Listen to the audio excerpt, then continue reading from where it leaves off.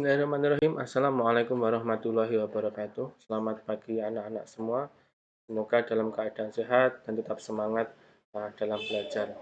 Kembali lagi bersama saya Bapak Aris Ramadhani Arman, Wali kelas 4 SD Negeri Pelem Gadung 2. Untuk pagi hari ini kita sudah masuk di sub tema yang kedua, manfaat energi pembelajaran yang pertama. Untuk pagi ini kita masuk di pembelajaran yang pertama, yaitu mempelajari tentang di bahasa Indonesia dulu ya.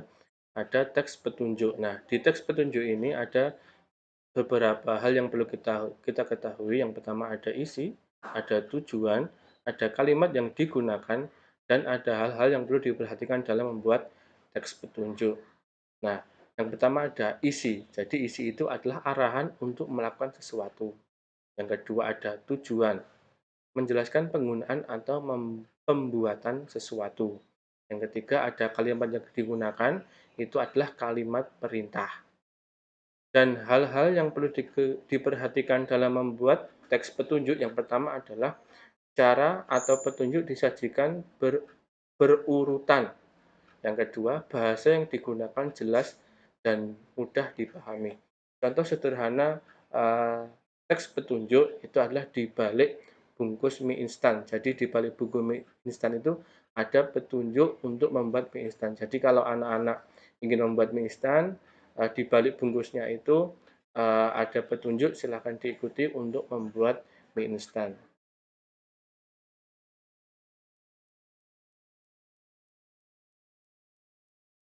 Nah, selanjutnya di sini ada petunjuk membuat kipas kain.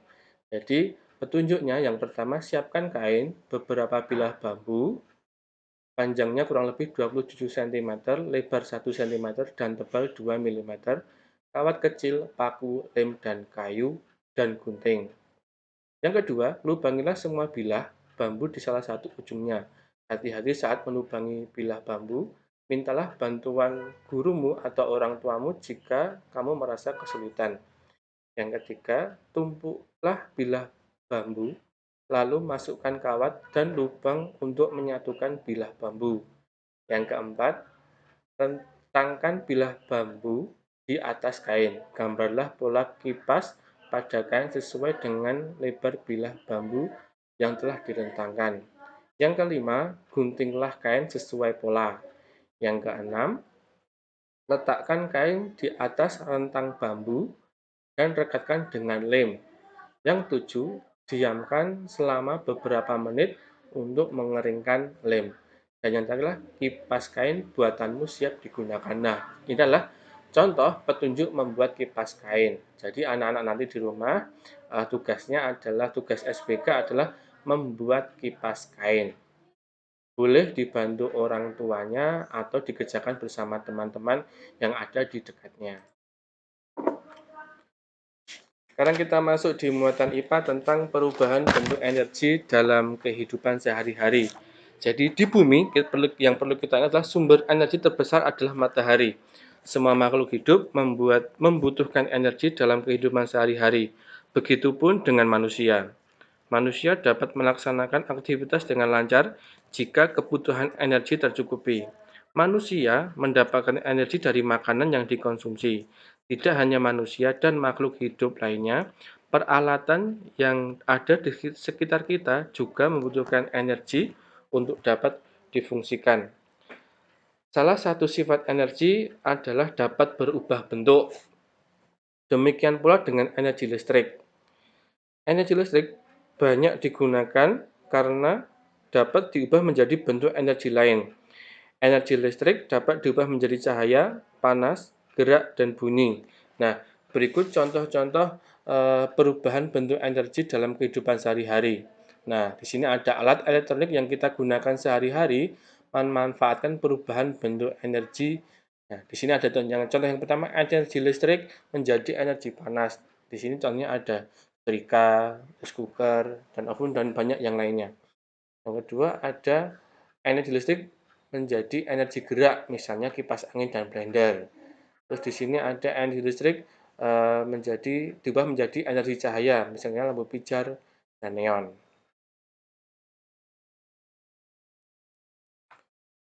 Nah, di sini juga ada energi listrik yang diubah menjadi bunyi. Contohnya radio, pengeras suara, dan gitar listrik. Terus ada energi gerak menjadi energi listrik. Misalkan air terjun menggerakkan generator pembangkit listrik, misalnya di Wonogiri. Di daerah Wonogiri itu ada yang namanya PLTA, pembangkit listrik tenaga air, memanfaatkan energi gerak untuk menggerakkan turbin listrik. Yang keenam, ada energi kimia diubah menjadi energi listrik, contohnya baterai dan aki, digunakan untuk menyalakan peralatan listrik, misalnya radio. Radio itu kan juga masih ada yang menggunakan baterai. Terus di sini juga ada energi kimia menjadi energi gerak, contohnya makanan yang dimakan sebagai sumber energi untuk tubuh. Selanjutnya kita masuk di kekayaan Indonesia tentang bahan rempah-rempah yang ada di Indonesia. Di sini ada contoh gambar rempah-rempah yang ada di Indonesia. Bisa kita lihat di dapur ibu kalian, misalnya ibu kalian ingin membuat makanan, pasti menggunakan rempah-rempah untuk sebagai bahan penyedapnya. Rempah yang pertama di sini ada jahe. Di sini juga ada cengkeh, ada pala, dan ada lada. Nah, untuk jahe, jahe adalah tanaman rimpang yang sangat populer sebagai rempah-rempah dan bahan obat. Jahe juga dapat berfungsi sebagai penghilang bau amis pada ikan dan minuman karena dapat menghangatkan tubuh. Yang kedua ada cengkeh. Nah, Indonesia merupakan negara penghasil cengkeh terbesar di dunia. Jadi, rempah-rempah yang berasal dari Maluku dan Ambon ini mempunyai aroma yang sangat khas dan rasa pedas. Nah, biasanya cengkeh digunakan sebagai bumbu, penguat aroma, dan pengobatan. Yang ketiga ada pala. Pala merupakan rempah khas Indonesia yang sejak dulu dikenal terutama oleh pedagang dan penjajah yang pernah singgah di Indonesia. Biji pala berfungsi sebagai pemberi aroma harum dan penguat rasa dalam makanan. Nah, ini contoh sebagai rempah-rempah yang ada di Indonesia.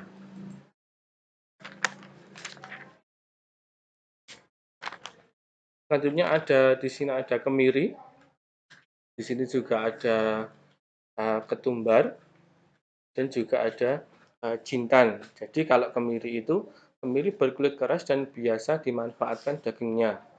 Jadi biji kemiri berbentuk bulat, banyak mengandung minyak dan berfungsi sebagai penambah rasa gurih dalam masakan. Penggunaan kemiri dalam masakan berfungsi untuk mengentalkan kuah. Ini untuk kemiri. Selanjutnya ada ketumbar. Ketumbar berbentuk mirip lada, namun kulitnya lebih besar. Bagian ketumbar yang digunakan adalah bijinya. Minyak atsiri dan oleoresin diperoleh dari ekstrak biji ketumbar yang dimanfaatkan sebagai bahan baku parfum, pewangi aromaterapi, obat-obatan, sabun, mandi, serta aroma makanan dan minuman. Di sini ada ketumbar. Dan yang ketujuh ada jintan. Jintan merupakan rempah dengan biji yang memiliki bau harum dan rasa pedas. Rempah ini sering dicampur sebagai bahan penyedap masakan daging. Jintan berkhasiat untuk menghangatkan badan dan memperkuat pencernaan pada lambung. Ini contohnya gambarnya kemiri, ini ketumbar, dan ini ada jintan.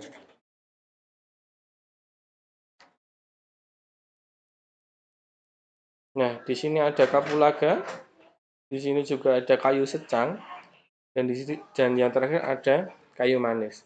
Ini gambar kapulaganya. Kapulaga rempah paling mahal di dunia saat ini. Kapulaga banyak digunakan dalam pengobatan tradisional seperti menyembuhkan sakit perut, batuk, dan lain-lain.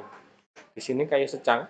Kayu secang biasa digunakan sebagai bahan baku minuman khas Yogyakarta, yaitu wedang uwuh.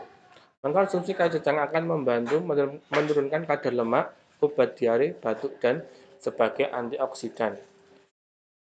Yang terakhir ada kayu manis. Kayu manis paling utama digunakan sebagai penambah rasa dan penghilang bau tidak sedap pada bahan makanan. Begitu pula untuk minuman herbal, kayu manis akan memberi wangi dan hangat dan menyegarkan. Nah, pada intinya rempah-rempah yang ada di Indonesia itu sangat beragam dan sangat berguna